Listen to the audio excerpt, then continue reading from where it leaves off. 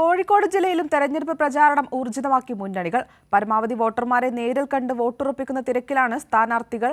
ജില്ലാ പഞ്ചായത്ത് സ്ഥാനാർത്ഥികളുടെ വാഹന പര്യടനം തുടരുന്നു. ചാത്തമംഗലത്ത് നിന്ന് AK ലതീഷ് തയ്യാറാക്കിയ റിപ്പോർട്ട് കാണാം. കോഴിക്കോട് ജില്ലയിൽ തദ്ദേശ തെരഞ്ഞെടുപ്പിനുള്ള പ്രചാരണം വലിയ ആവേശത്തോടെയാണ് മുന്നണികൾ, പ്രത്യേകിച്ച് LDFും UDFും മുന്നോട്ട് കൊണ്ടുപോകുന്നത്.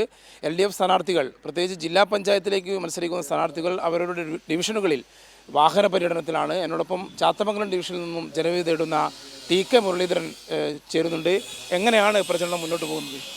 പ്രചരണം വളരെ ആവേശത്തോടുകൂടിയാണ് മുന്നോട്ട് പോകുന്നത്. എല്ലാ സ്ഥലത്തും പതിവിൽ നിന്ന് വ്യത്യസ്തമായി നല്ല ജനപങ്കാളിത്തമുണ്ട്.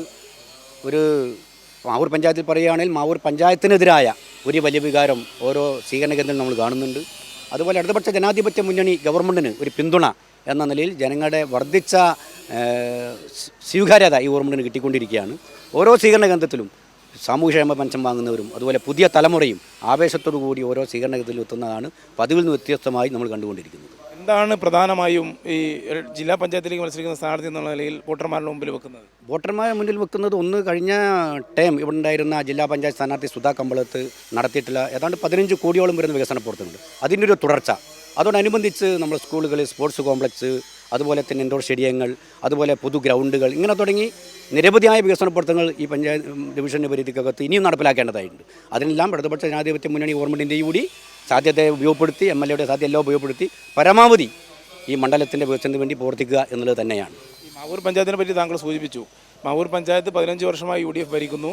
കാര്യമായ വികസന പ്രവർത്തനം, പ്രത്യേകിച്ച് സംസ്ഥാന സർക്കാരിൻ്റെ വികസന പ്രവർത്തനങ്ങൾ പോലും ഇവിടെ കൊണ്ടുവരുന്നില്ല എന്നൊരു ആക്ഷേപം കൂടി നിലനിൽക്കുന്നുണ്ട്. അത് 100% ശരിയാണ്.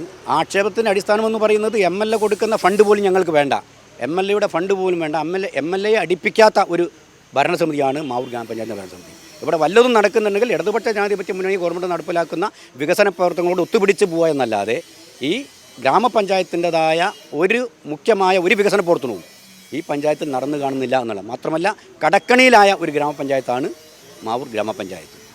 എന്തായാലും വലിയ പ്രചാരണത്തിലാണ് ഇടതുമുന്നണി സ്ഥാനാർത്ഥി TK മുരളീധരൻ. മാവൂർ ഗ്രാമപഞ്ചായത്തിൻ്റെ വികസന മുരടിപ്പും ഒപ്പം ഈ ഡിവിഷൻ്റെ വികസന നേട്ടവും ജനങ്ങൾക്ക് മുമ്പിൽ അവതരിപ്പിച്ചാണ് TK മുരളീധരൻ വോട്ട് തേടുന്നത്. കോഴിക്കോട് നിന്നും AK ലതീഷ്.